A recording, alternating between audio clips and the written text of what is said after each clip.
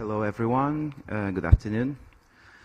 We are here for another session from DC Europe. My name is João Martins. I represent here two institutions, Six Nova and the Interdisciplinary Center for Social Sciences from New University of Lisbon. And actually, in the moment, I'm working in the H2020 project in the territories of Marvila and Beato in Lisbon, in a project related to cultural heritage and culture-led regeneration. Today we're having a session with the title The Value of Culture in the City. We are having, in the moment we don't have a record about the last presentation, so we will start with the two. First of all, I would ask Eloy Sendros Ferrer and Alejandro Gror Pisi with the presentation Genesis y estructura de un macro evento around the Villanueva de Penedès, and Aida Paula Aquinino with the presentation Os Festejos Juninos em Campina Grande, Evolução e Percepção dos Usuários no Parque do Povo. Like in the last section, we don't have the last presentation, so I think that we'll be able to give 20 minutes to each one, use the time as you want, and then we have a part of questions. So, Eloy, Alejandro, thank you. Obrigado, João Carlos, Manuel, os colegas da organização. Infelizmente, a gente vai falar em espanhol, mas se vocês tiverem uma dúvida, a gente pode mudar para o inglês, eventualmente, para o português também. Vou começar. El Banc Sabadell Villars Penedès es un macroevento cultural que tiene lugar en la ciudad de Vilafranca del Penedès y que consiste en la realización de conciertos de jazz, la disposición de una feria de vinos, está muy fuerte, y cavas de denominación de origen Penedès, y la realización de catas, degustaciones de vino, durante tanto vinícolas como gastronómicas, un programa de actividades que tiene lugar durante 3 días en la zona del centro histórico de la ciudad. El Villars moviliza en torno a sí un conjunto de recursos culturales, simbólicos y económicos mediante la presencia de músicos, críticos musicales, críticos gastronómicos, chefs, pequeñas bodegas distinguidas y grandes capitales vitivinícolas, etc. El evento está organizado por 3 grandes instituciones: el Ayuntamiento de Vilafranca, el Banc Sabadell y la Academia de Tassavins. Producto de la articulación de diversos enfoques provenientes de la sociología y la antropología de la cultura, de las instituciones y de la acción pública y una sociología del Estado, el presente trabajo se apoya en una primera inmersión en el campo realizada en 2016 con el colega aquí presente Eduard Marco Casella también, que consistió en un estudio de caso del evento La Capital de la Cultura Catalana en 2015, evento homólogo a la Capital Europea de la Cultura, que tuvo lugar precisamente en la ciudad de Vilafranca del Penedès. Y nuestro principal objetivo fue el de analizar dicho evento y su proceso de producción, es decir, desde nuestro enfoque, sus condiciones sociales de posibilidad y de emergencia, y comprender el papel que juega un fenómeno de tal magnitud en una ciudad intermedia, a qué lógicas e intereses responde y en particular de qué manera se legitima este tipo de intervención. Las conclusiones generadas en el marco del mismo se presentan como un punto de partida para el diseño del programa de investigación en materia de acción pública que venimos a presentar en el presente trabajo. En el cual nos proponemos abordar las condiciones sociales de emergencia, institucionalización y legitimación del Banc Sabadell Villars Penedès como macroevento cultural. Partiendo de las premisas, reflexiones y resultados del trabajo empírico realizado anteriormente, este programa será realizado próximamente.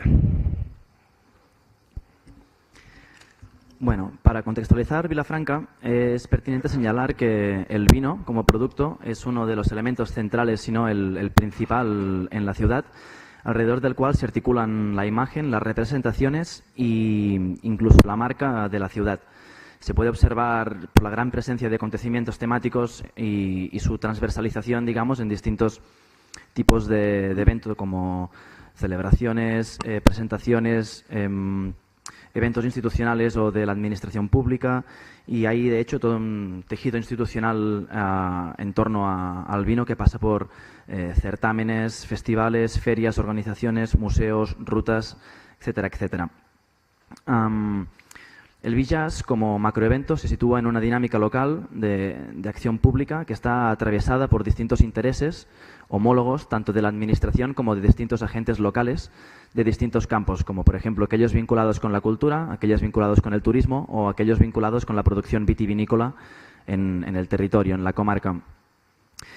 Y se enmarca, digamos, en un conjunto de estrategias políticas y locales de marketing urbano, entendiendo el marketing urbano como el conjunto de prácticas y estrategias que, a través de la planificación y el diseño del territorio, tienen por objetivo aumentar el atractivo y la competitividad del conjunto metropolitano, con la intención de ocupar una posición visible y reconocida en un mercado urbano mundializado, o lo que es lo mismo, en un mercado global de localizaciones.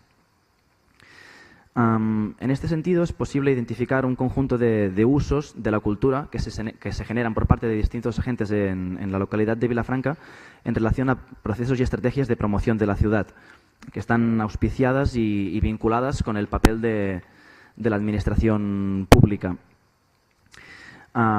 Es en ese sentido identificable, y se puede ver en las citas que ahora Alejandro comentará, un pensamiento de Estado que cristaliza en un programa político, en estructuras institucionales, incluso en la objetivación de categorías y problemáticas públicas en torno al modelo cultural y al modelo de sociedad que se proyecta sobre la ciudad de Vilafranca mediante la cultura. Por ejemplo, en estos recortes de entrevistas realizadas con un técnico de Vilafranca y con un ex regidor de Cultura, podemos ver justamente la primera, la traducimos en tiempo real. Para poder competir con otras ciudades, Vilafranca tiene dos puntos fuertes. Una es la cultura del vino y el otro es la cultura tradicional y popular. Digamos, la fiesta mayor y todo su entorno, que es muy grande. Nos podríamos hacer la pregunta de qué es Vilafranca. Es que es la cultura, es una capital cultural, o tendría que serlo más, pero no nos conformemos. ¿Qué tenemos en Vilafranca? Tenemos la viña, tenemos el vino, bueno, etcétera. Capital de la cultura, evidentemente. A modo de ilustración, tenemos un par de ejemplos de cómo se mercantiliza la ciudad mediante la cultura o cómo se utiliza la cultura como elemento de promoción económica. Uno es, por ejemplo, no sé si conocen los Castellers, si quieres poner una imagen. Sí. Human Towers. Eso es un esos son los casellas. Forma parte del folclore, digamos, del territorio, y son un grupo de agentes que, con el soporte de la administración, hacen giras por distintos puntos del planeta, como por ejemplo India, China, etcétera, etcétera. Entonces, mediante la presencia de estos agentes culturales en distintos puntos del planeta, hay empresarios y representantes del gobierno, como por ejemplo el de Hong Kong, que vinieron a Vilafranca para hacer digamos, consultar qué tipos de inversiones se podrían realizar. Otro ejemplo también es la vinculación mediante o a través del trato del gobierno local de distintos bailes populares de la localidad, como los Castellers, con los productores de vino y con la denominación de origen, que es como un patronato público-privado que gestiona la producción de vino del territorio. Y bueno, se hizo una alianza pública-privada con bailes populares, administración y patronato para promocionar la ciudad en, digamos, puertas afuera. Podríamos explicar la imagen. En la imagen está el Casellas, que es esta forma tradicional popular catalana, vinculada, bueno, a la construcción de una imagen de la ciudad, el uso de la cultura popular y la promoción del vino para la proyección de la ciudad. Aquí en estas citas también del Ayuntamiento y del ¿cómo se llama? El encargado del servicio de cultura. Vemos cómo se cristaliza también en materia de pensamiento de Estado y de categorías de Estado,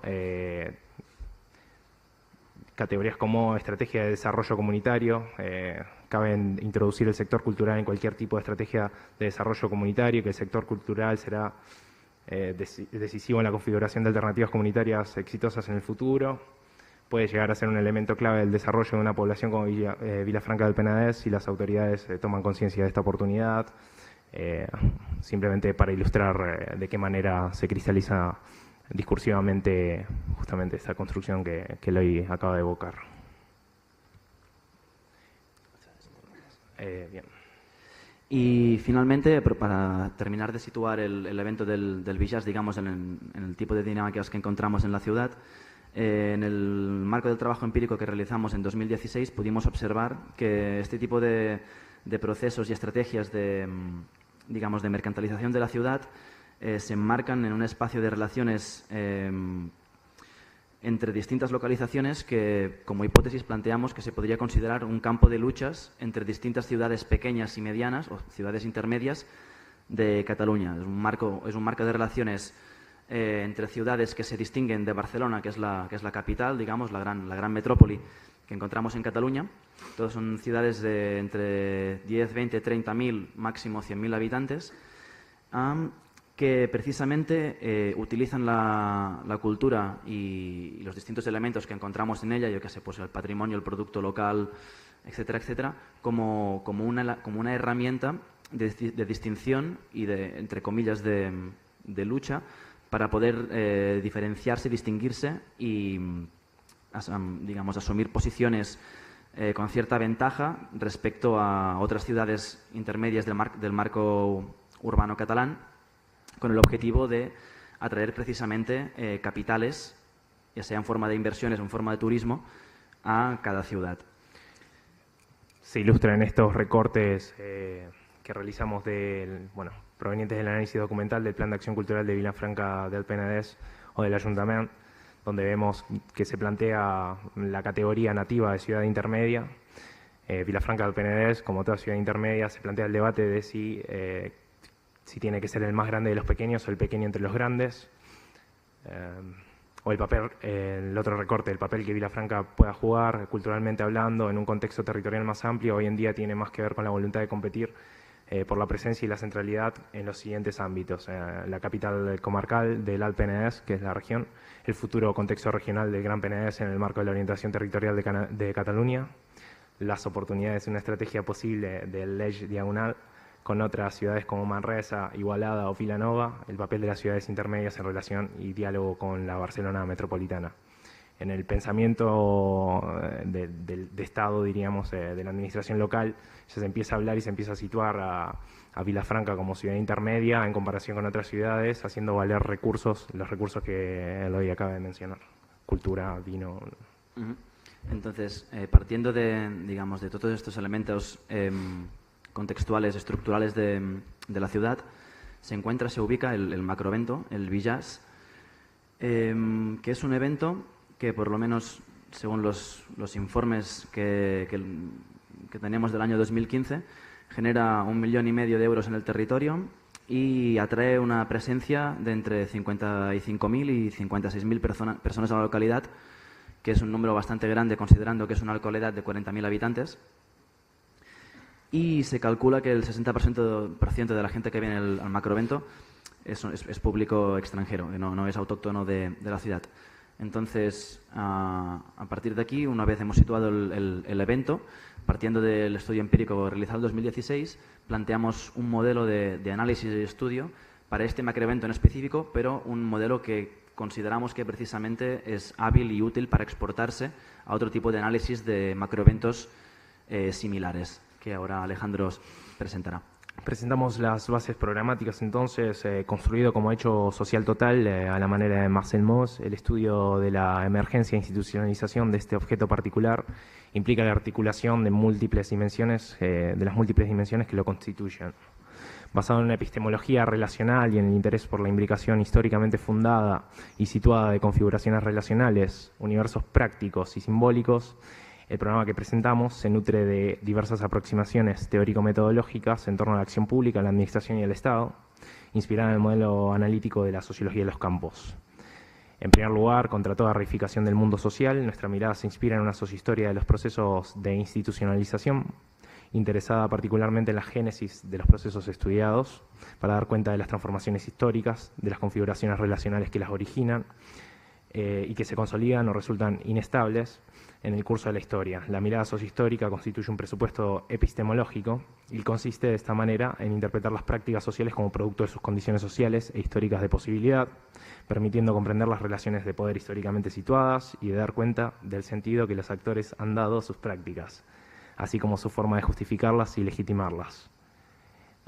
Objetivar la historicidad de los fenómenos sociales es en un mismo movimiento reconstruir su génesis, en este caso la génesis del macroevento, el pasado del presente, examinar en sí mismos los procesos del pasado que explican el presente del pasado, y visibilizar al mismo tiempo todos los procesos que no han podido tener lugar, el pasado del pasado. Partiendo del principio según el cual el objeto de las ciencias sociales, que es desde donde nos situamos, es la relación entre la historia objetivada en las cosas sociales, instituciones, etcétera, y la historia incorporada en los cuerpos, las instituciones pueden ser aprendidas como una forma de encuentro dinámico entre lo instituido, cristalizado en forma de reglas, códigos, configuraciones organizacionales, etcétera, y los modos de habitar las instituciones de los actores que las actualizan y las hacen existir.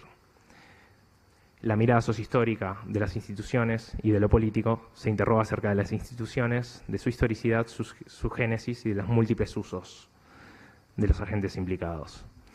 Nuestra mirada se apoya igualmente en una sociología de la acción pública, bajo el prisma de los procesos de institucionalización, comprendida como el conjunto de las relaciones, las prácticas y las representaciones que contribuyen a la producción políticamente legítima de los modos de regulación de la vida social. Genuinos actos de Estado, la acción pública se orienta a producir la representación legítima de la realidad social. Comprendiendo al Estado, campo de todos los campos y banco central del capital simbólico, parafraseando a Bourdieu, como el espacio de relaciones en el marco del cual se elaboran los principios de visión y de división legítimos del mundo social, la estructura de clasificaciones y definiciones sociales, y en el marco del cual se produce e instituye la acción pública. Desde este marco interpretativo y a propósito de la administración local y sus prácticas, proponemos entenderla como la realización en concreto del Estado.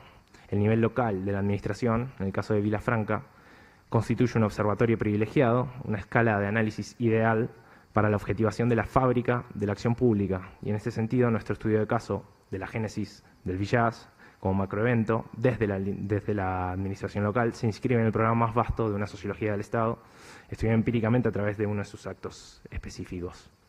De esta manera, la sociología de la acción pública en la que nos apoyamos parte del principio explicativo según el cual comprender la producción de una política, es decir, la definición de su objeto, su orientación, sus contenidos y sus prácticas, implica una sociología de sus productores y de la configuración relacional en la que se encuentran situados.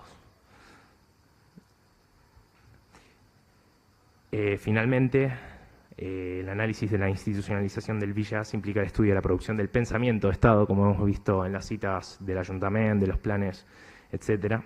Es decir, en nuestro caso, las representaciones, principios de visión y de visión legítimos en materia de cultura, de ciudad y del rol del Estado en materia de intervención, erigidas como la concepción de gobierno que funda esta forma particular de intervención pública. Nos inspiramos aquí una vez más en la perspectiva burdiesiana sobre la acción del Estado como un modo del ejercicio de la violencia simbólica, sobre todo tratándose de la definición legítima de lo cultural. Según el autor, lo que llamamos habitualmente Estado es el lugar de elaboración del nomos, de la loi fundamental, de los principios de visión y división dominantes, principios implícitos y devenidos en doxa, es decir, en sentido común, que se inscriben en la objetividad de la existencia social. Tomando en nuestro caso al macroevento como el producto de la acción pública local, como acto de Estado, estudiaremos las representaciones y los discursos en torno a lo cultural y a la ciudad cristalizados en el mismo.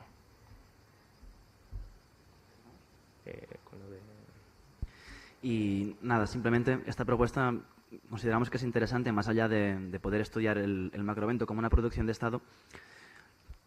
Consideramos que el programa es útil para poder ver en ciudades como, por ejemplo, Vilafranca, cómo se configura de forma agregada, aunque no orquestada, mediante distintos tipos de intervenciones particulares, como pueden ser un macroevento, cómo se configura, en cierto modo, una marca, una imagen y una representación, digamos, reificada, objetivada, incorporada, digamos, en el mismo pensamiento de las gentes que habitan la propia ciudad. Cómo se construye, en el fondo, aquello que podríamos denominar lo local y desde dónde se piensa, cuál es su historicidad.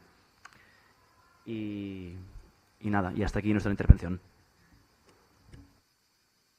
Muchas gracias. Obrigado. Thank you. Thank you so much, Eloy and Alejandro. Hopefully we have Daphne here, and we have also, Daphne will have a presentation with the title Chiado e Lisboa, Bairro Cultural na Cidade Criativa. But firstly, we will listen to Aida with their presentation.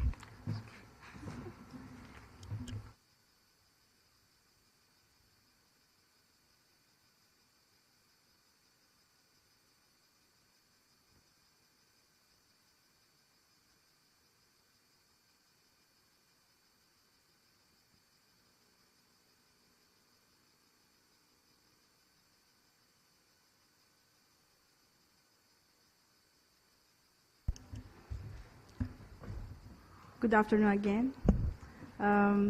Before we start, I would like to ask, do you prefer us to present in English? Yes, there are some people, I guess there are some people here that cannot understand Portuguese, right? Yes? You can? So, no, if you cannot understand Portuguese, I prefer to do it in English, although, yeah? Okay, let's do it in English. So, here I am again with the context of Campina Grande. This is another study from the Lab Rua that we presented yesterday, and the last session also presented another paper. And we are talking about the São João celebrations, which is a big party in Campina Grande, which lasts 30 days in the month of June. It's happening right now, and I'm here in Lisbon, not there. But it's an important thing in Campina, and the context that we're talking about is this middle city in the countryside of Brazil that has 400,000 inhabitants, and most of the things of the city are done for this month of party. And so we're talking about the party, São João party, which is located in the Parque do Povo, which is should be a square, public square, but mainly it's used for parties like that. And yeah, let's start. So this is our location in Brazil. We are in the state of Paraíba, and Campina Grande has an important commercial in the state because of the passing of from the countryside to the sea. And this is one important thing of the São João in the Parque do Povo, is that during these days all the hotels of the city are full. There's a lot of commercial people that work only during these 30 days of the city of the party. And what we can see there, it's also that although there is this public party that's financed by the local government, we have also other different parties that happen at the same time, and they are paid, but they bring a lot of tourists to the city. I don't have numbers. Do you have numbers about the amount of tourism, the tourists that come to the city? But it's huge. We can imagine that you cannot find hotels in this time of the year. So I'll pass to Bruna. She will give a bit of the historic of this place and the party.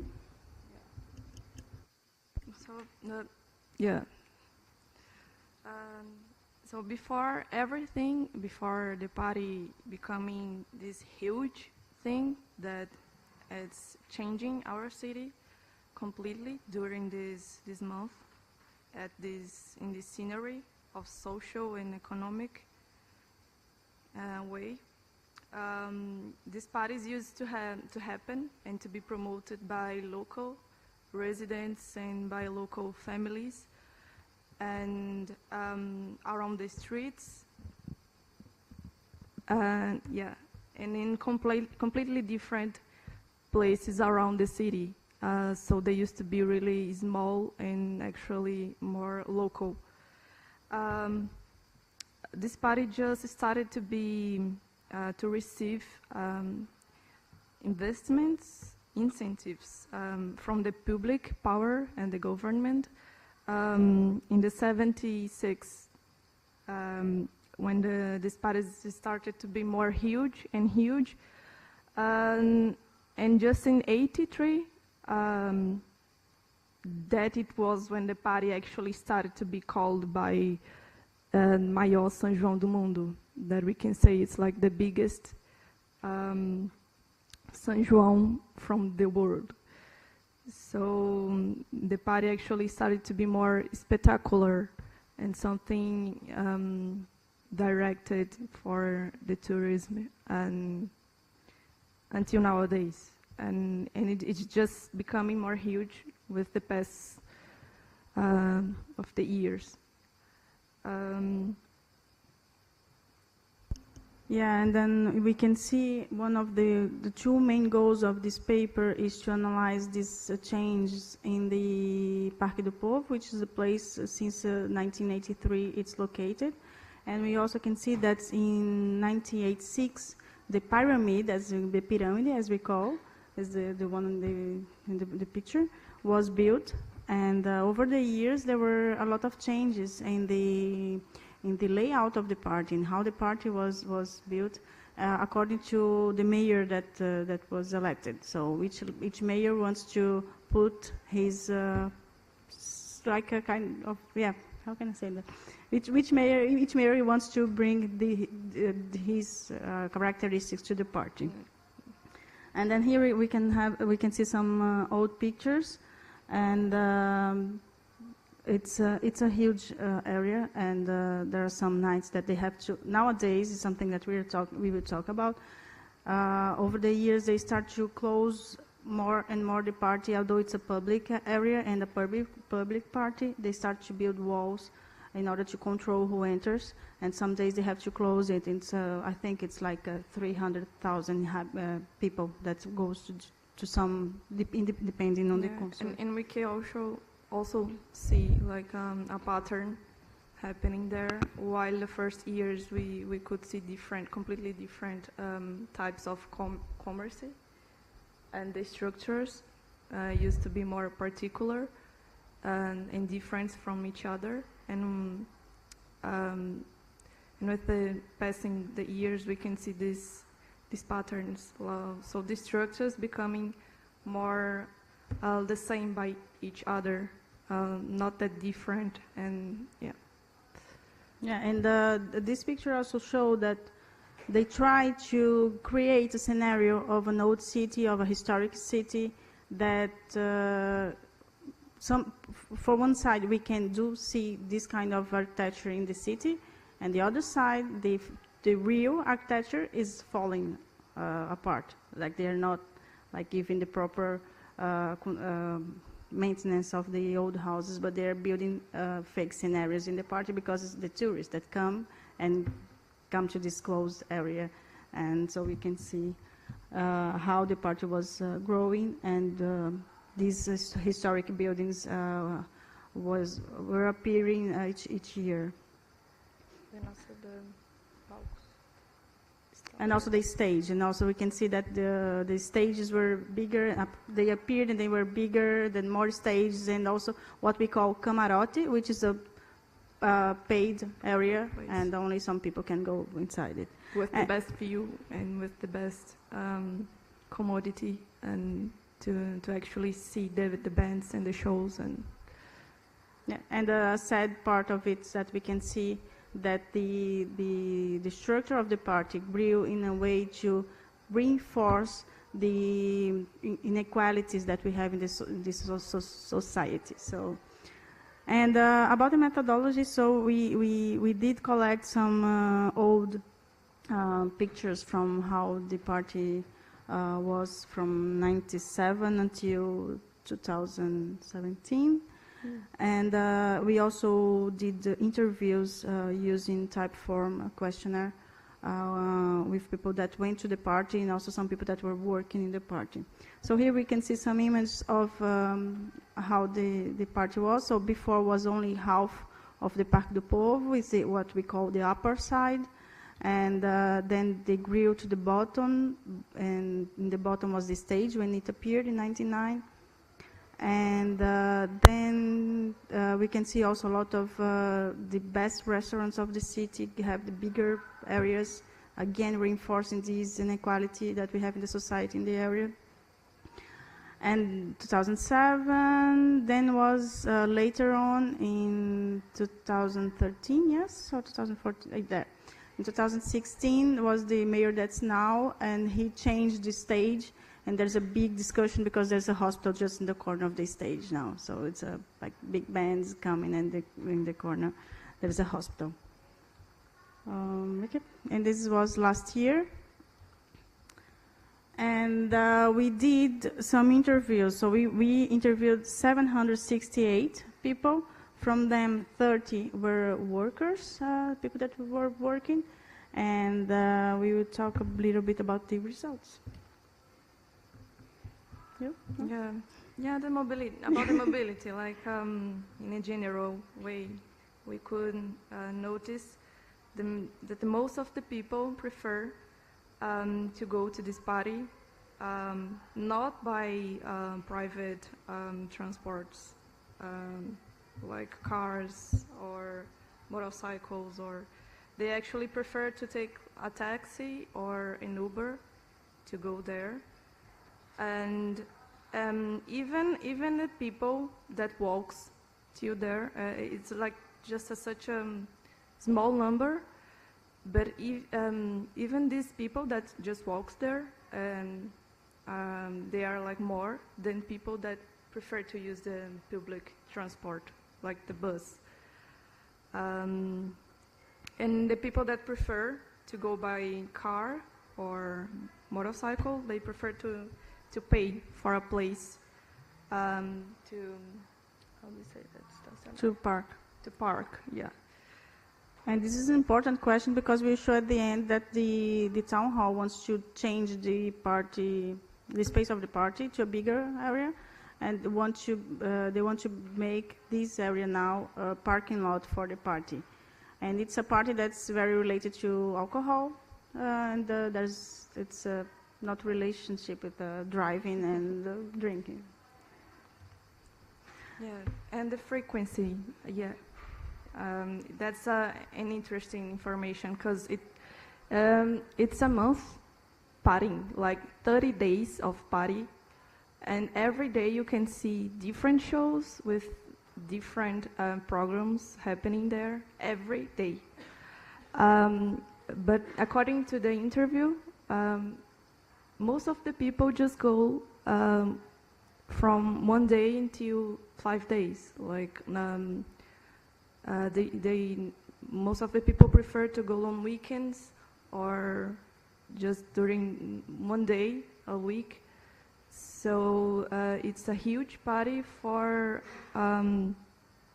that's happening every day during 30 days for a small public that really actually use that space during this period of.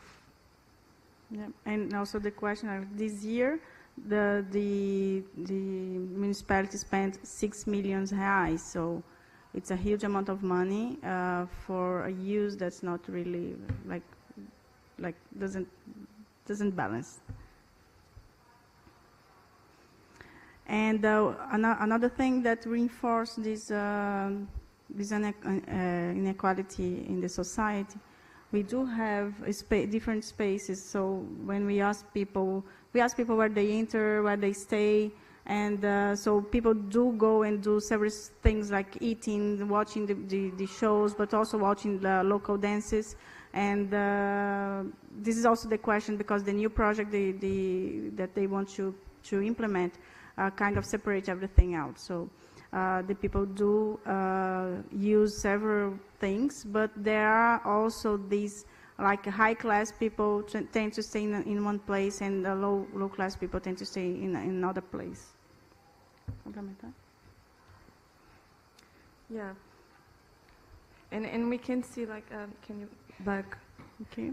The sections. Yeah, most of people actually that has money, the public that go at this section from the E and F that are where the restaurants, the most popular restaurants from the city are located. It's like the section that actually these people from high class used to go. Yep. And then we asked people about the wall, because the wall was built last year. And it doesn't make any sense that you have a public party. It's just like we say, like Carnival in Brazil is also a public party, and we don't have walls on it. So, and we ask people what they think about it, because safety is something very important in Brazilian life. But most of the people don't really. Some people don't. Most of people don't like it or find it neutral. So actually, what people are feeling is that, although the wall was meant to make the place safer, outside is more unsafe. So people are having more problems to come and go out of the party. Yeah, and when we asked people about what their opinion about changing the place of the party, most of the people prefer. They didn't like it. They didn't like this idea about moving the party. And it's another interesting information, because the government now, as I said in the beginning of the presentation, wants to actually move the whole party to another place with a different project, with a different layout. And they didn't ask us. They didn't ask to the people if we would like to if we would agree with the changing. Yeah. And this is it's like actually an image, a picture of this new project that the government is implementing.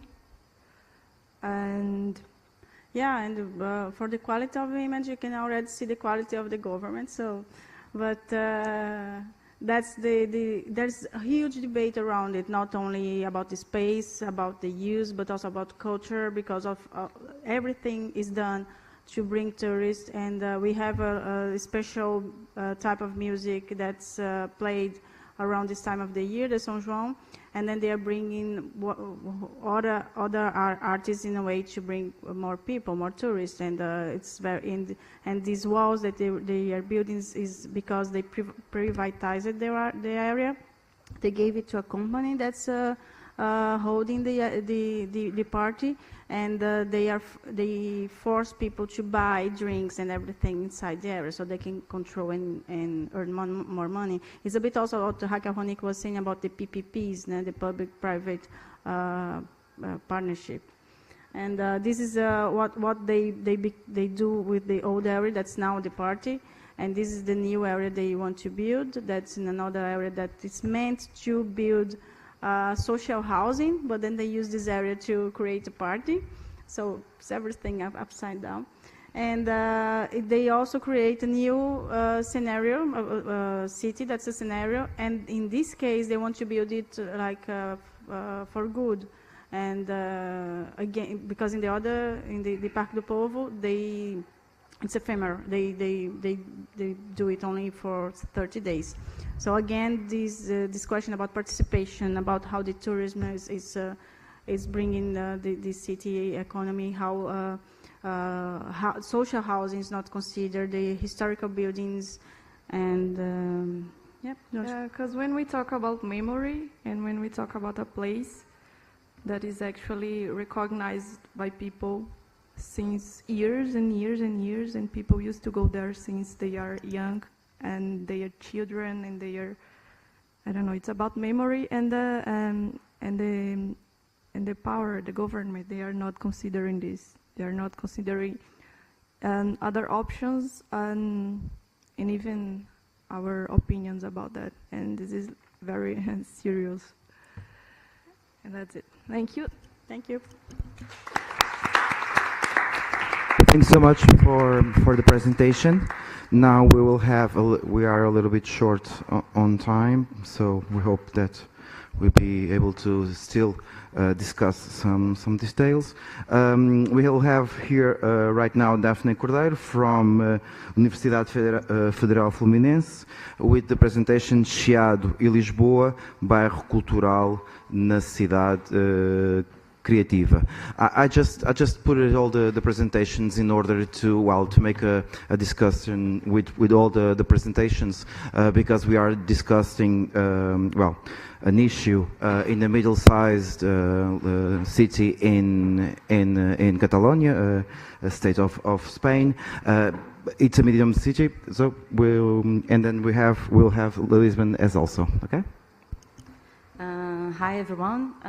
First of all, I will present in Portuguese, but I try to put everything that I will speak in English in the PowerPoint, so you can follow. And for now, I would like to apologize for all the mistakes that you are going to see in the next 15 minutes in these slides. But I think it's a win-win situation because my pronunciation is very bad. Okay. If anything is unclear, you can ask me too.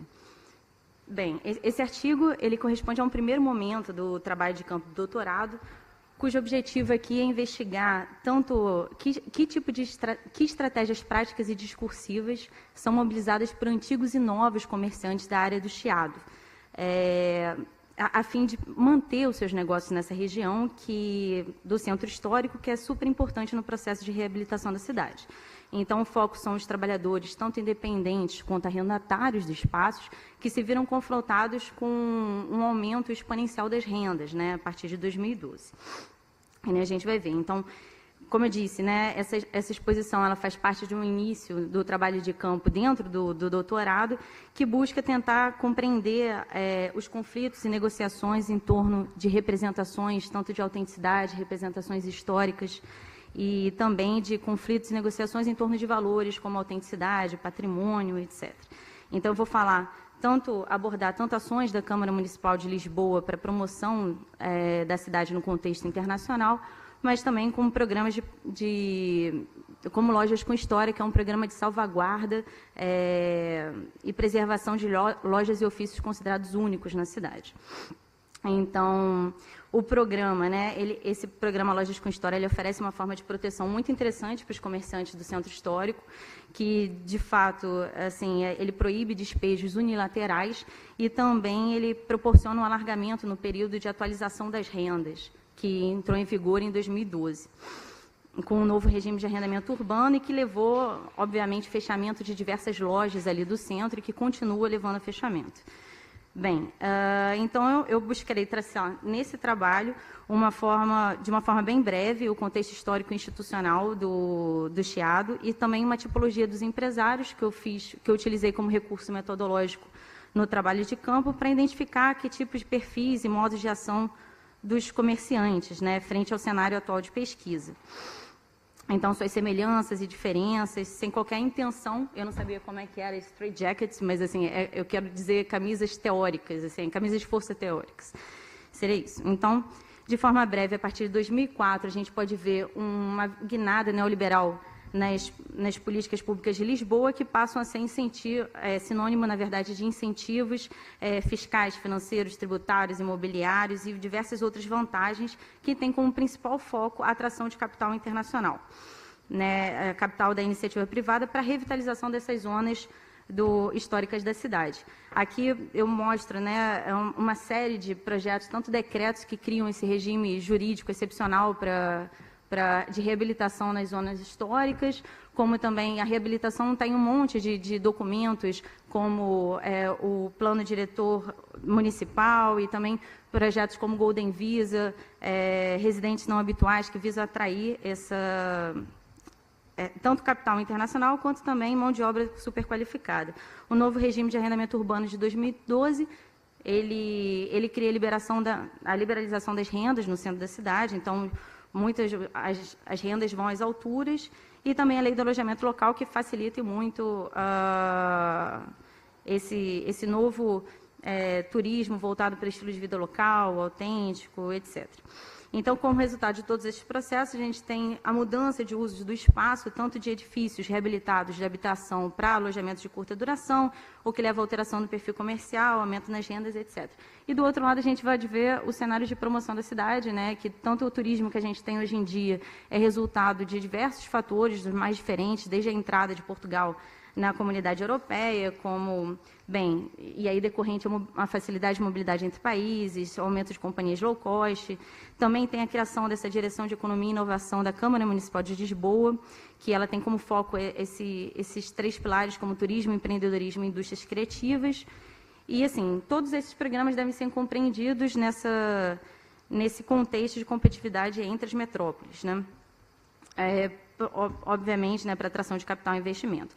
Então, dentre os turistas que visitam Lisboa também, muitos vêm em busca de um estilo de vida local, autêntico, associado a memórias de áreas históricas, e o Chiado, as ruas do Chiado, que foram palcos de tertúlias literárias, seus famosos cafés e lojas, etc., ele vai ser bem importante, né? Então, a gente tem uma fase áurea do Chiado, que é na Belle Époque, que é de 1870 a 1920, onde você tem o Chiado como tanto um centro de referência do comércio de luxo e da moda, mas também com uma grande oferta cultural, dentre livrarias, museus, cafés, etc. E aí você tem também, a partir da Segunda Guerra Mundial, uma perda de status desse centro histórico no contexto de expansão das cidades, ou seja, aí entra nesse aspecto um conjunto de mudanças, tanto de hábitos de consumo, alimentares, nas formas de organização do comércio também, como livre serviço, supermercados, e no centro a gente vê então o enfraquecimento tanto do comércio como perda de moradores também,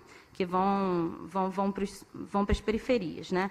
E aí a situação se agrava, né, uma desertificação, e existe o incêndio do Chiado em 1988, que vai demorar cerca de 25 anos ali, as obras de recuperação. Ainda estamos nesse slide. Bem, teve o surgimento da Associação de Valorização do Chiado em 89, que ela busca criar certas ações de dinamização cultural e econômica da área, de promoção do comércio, e também ações da Câmara Municipal de Lisboa, fazendo esse ponto do Chiado como um destino comercial, e sempre com foco na revitalização.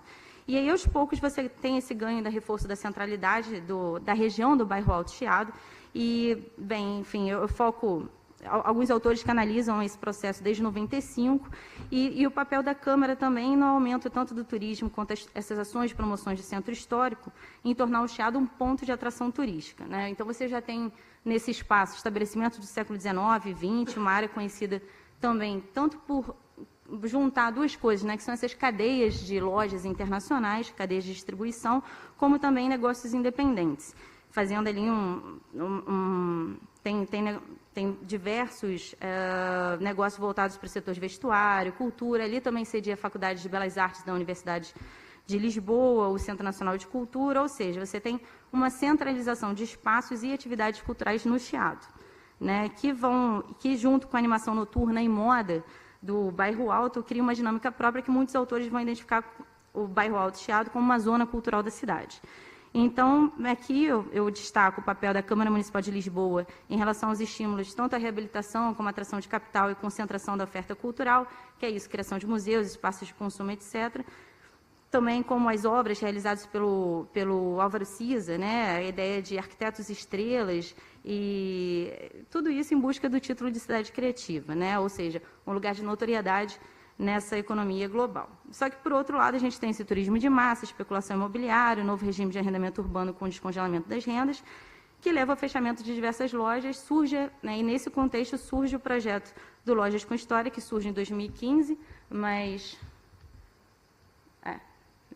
surge em 2015, mas só vai ser implementado a partir de 2017, que o que eu gostaria de trazer desse programa é que tanto ele consiste na criação de um site de promoção dessas lojas, como a ideia de um selo e ações de promoção do comércio. Mas as empresas que participam do Lojas com História, elas ganham tanto um adiamento, né, das rendas, de atualização das rendas, quanto elas ganham 5 anos por serem lojas com história, e elas não podem ser despejadas unilateralmente, o que é uma forma de proteção, né?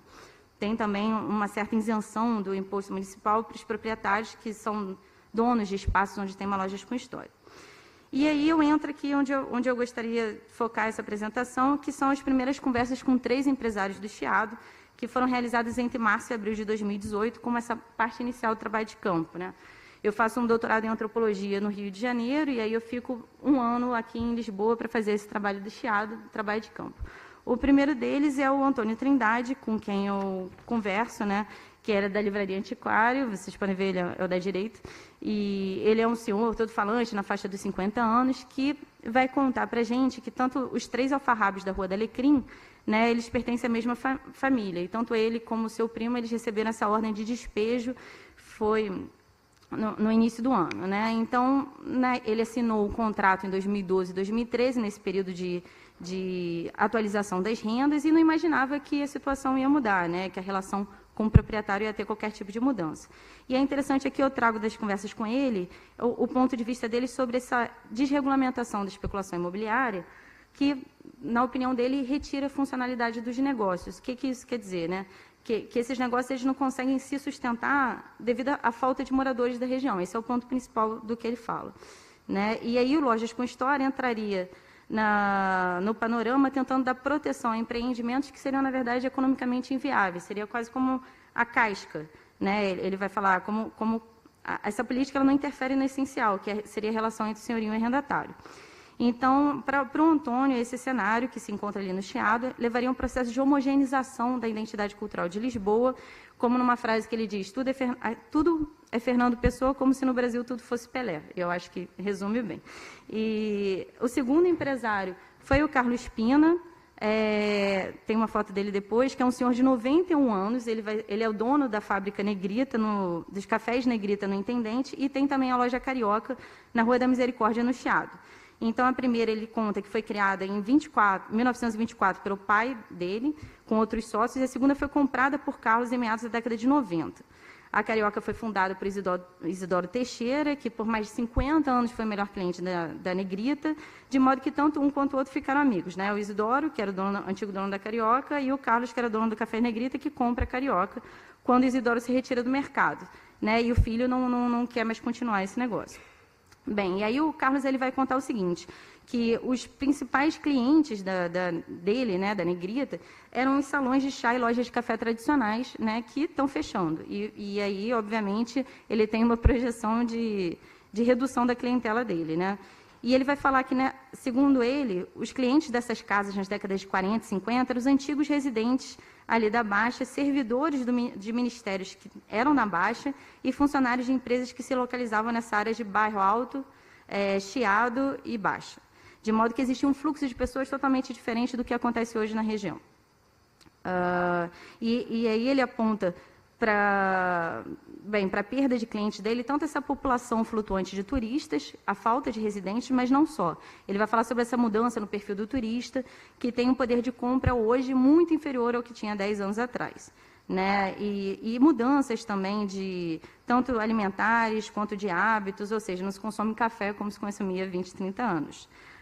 Eles receberam também a carta de despejo em 31 de janeiro de 2018, a Carioca, quando terminaram esses 5 anos de prorrogação do novo regime de arrendamento urbano, mas por eles participarem do Lojas com História, que não aconteceu com o Antônio, eles conseguiram mais 5 anos de contrato e aí o proprietário teve de aguentar eles lá, mais esse tempo, né?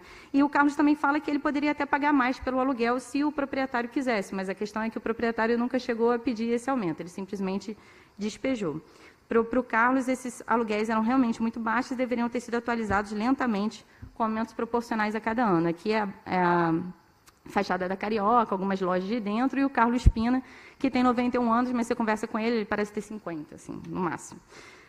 E a última pessoa com quem eu conversei foi, nesse primeiro momento do trabalho de campo, foi a Alexandra Lourinho, que ela é uma das donas da sapataria do Carmo, que é participante do Lojas com História. Eles também são, ela junto com o marido dela e a irmã do marido e a irmã do marido dela, junto com o marido, é um conjunto de 4 pessoas na mesma família que criaram que compraram a sapataria do Carmo.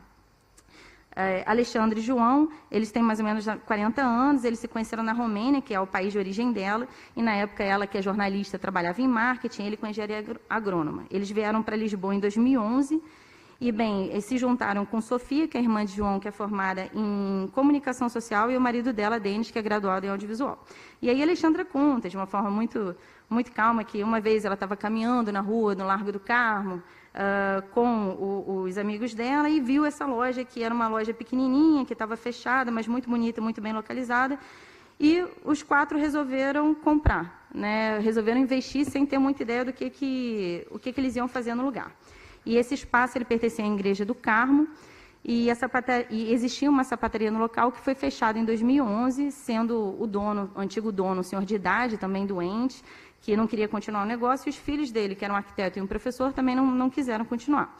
Então, a Alexandra conta que eles compraram a sapataria por um valor muito alto, mas ela mesma diz, né, e ela repete várias vezes na nossa conversa, que não interessava para ela, tinha que comprar tudo, tinha que comprar a história, que se não comprasse a história, você não comprava nada. E, num primeiro momento, achando que essa ideia da história ia reverter em vendas, o que também ela diz que não acontece.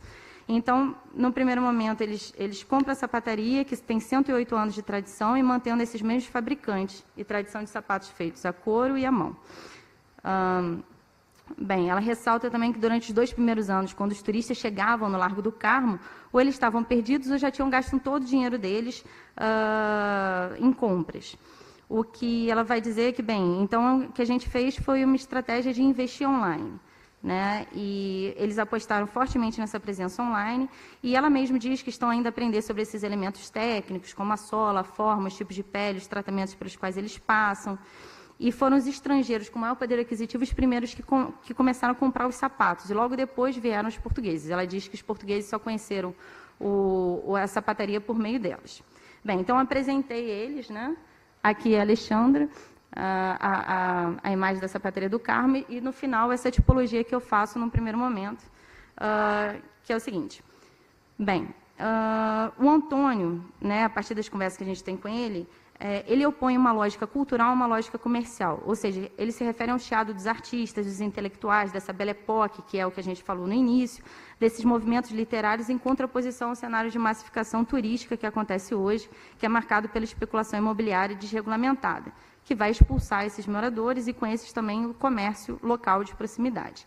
Então, na opinião do Antônio, né, o chiado é como se ele perdesse a sua singularidade, a sua história, por ser apenas mais um lugar de compra, sede de grandes marcas internacionais, o que leva a essa homogeneização da identidade cultural de Lisboa, que a gente tinha comentado antes.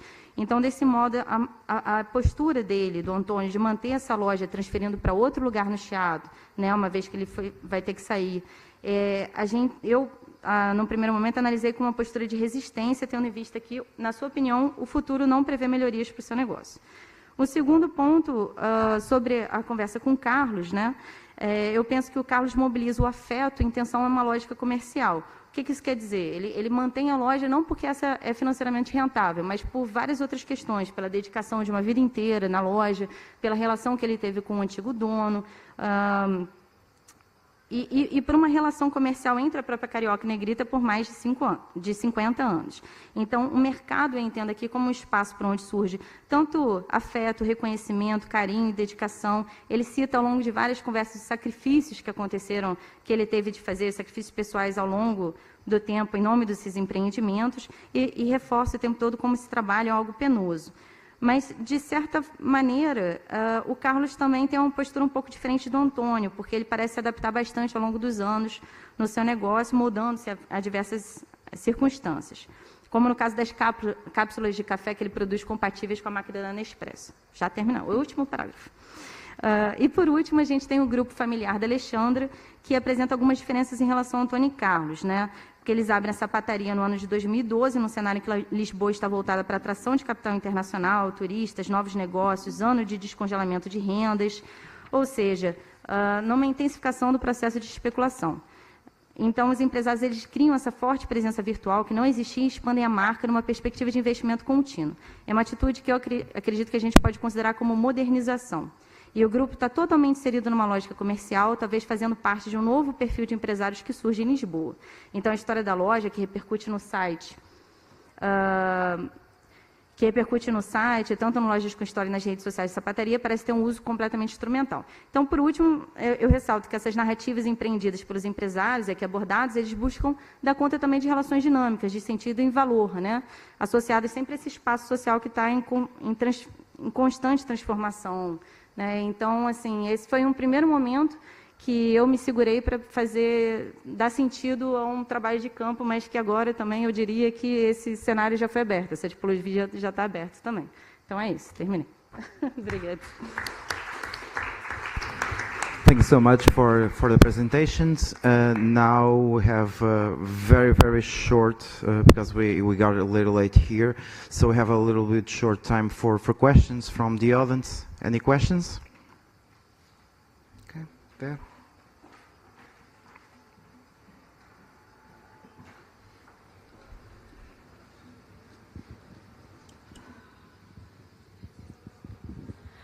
Thank you very much for all the presentations. I have a question for the first presentation and a couple of commentaries for the other ones. Lo voy a hacer en español.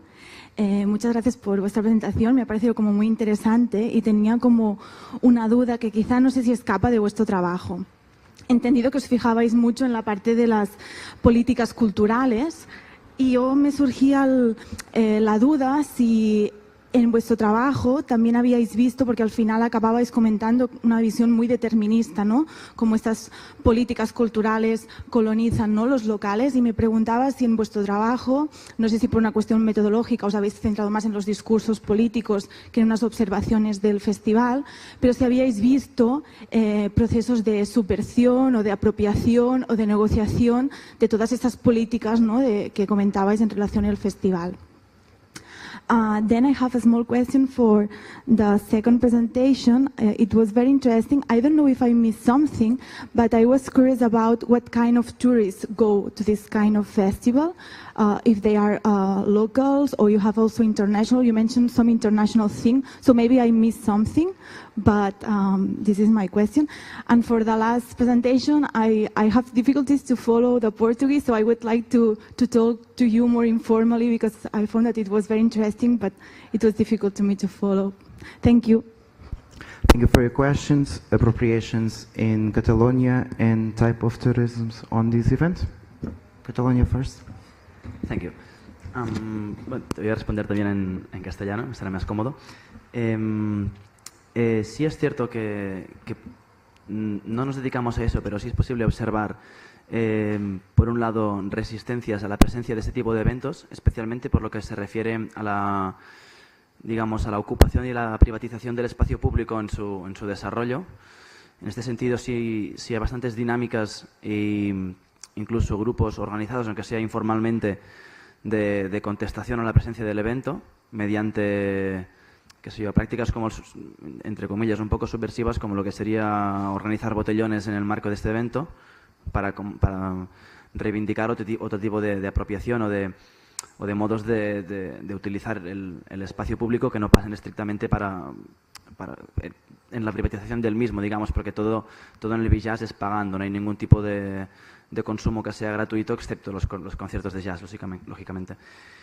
Y por otro lado, igual sí es cierto que hemos dado mucha importancia al papel de la administración pública, pero lo que nos interesaba transmitir, igual no lo hemos manifestado no le hemos dado suficiente énfasis, es que si bien la administración pública como agente o como espacio es crucial en la institucionalización y objetivación de un conjunto de perspectivas y representaciones, en torno a la administración precisamente se articula un conjunto de intereses de distintos agentes culturales del territorio, y no solo culturales, sino, es decir, encontramos agentes culturales, pero también encontramos a operadores turísticos que operan en Vilafranca, encontramos a distintos capitales vitivinícolas, ya sean como grandes capitales, como grandes bodegas tipo Torras, no sé si igual te suena, o pequeñas bodeguitas que presentan intereses homólogos en participar de este tipo de procesos.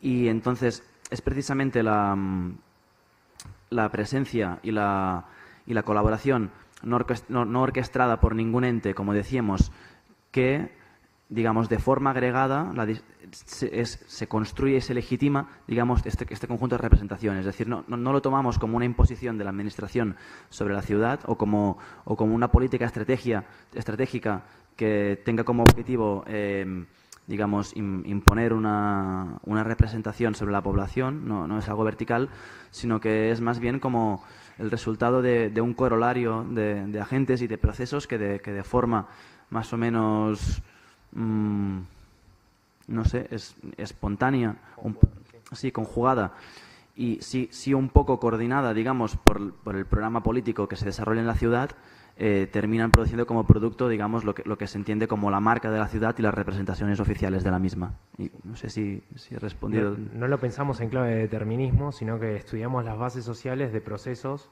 que son orquestados, digamos, en base a la conjugación de múltiples intereses de diversos actores, del plano de la administración, la rentabilidad política, la rentabilidad económica, etcétera. Entonces, los procesos de mercantilización, de la construcción de una marca ciudad, etcétera, son un producto orquestado sin director de orquesta, para decirlo de alguna manera, a partir de la conjugación de los intereses de diversos actores que los van construyendo. No hay un determinismo, digamos, de política cultural, igual colonización, igual apropiación sino que es producto de un proceso más complejo de la conjugación de intereses. Sí. Okay, thank you.